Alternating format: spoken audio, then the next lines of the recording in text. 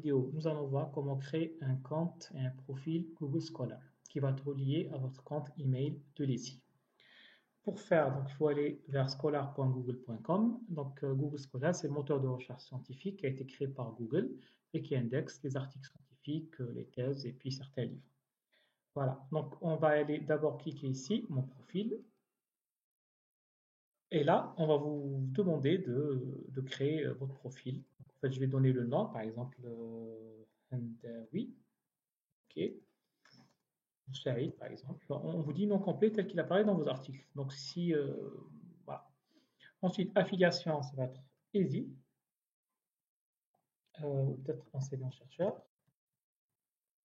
Enseignant-chercheur. ESI,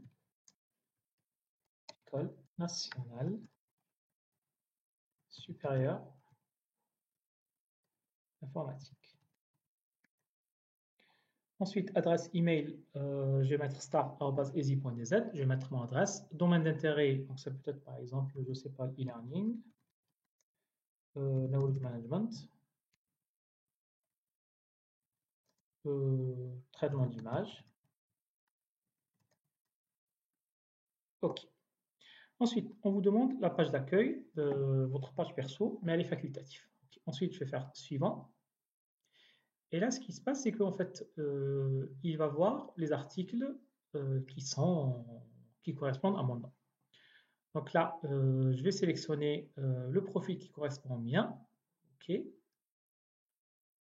Là, par exemple, je sélectionne cela et cela. Ensuite, suivant. Et il me dit, Google Scholar trouve automatiquement vos nouveaux articles et les modifications apportées aux articles suivants. Il me demande d'appliquer automatiquement les mises à jour. C'est-à-dire que chaque fois qu'il trouve un article, à chaque fois, par exemple, qu'il y a des nouveaux procédings d'une conférence avec des articles à mon nom, automatiquement, il va les rajouter.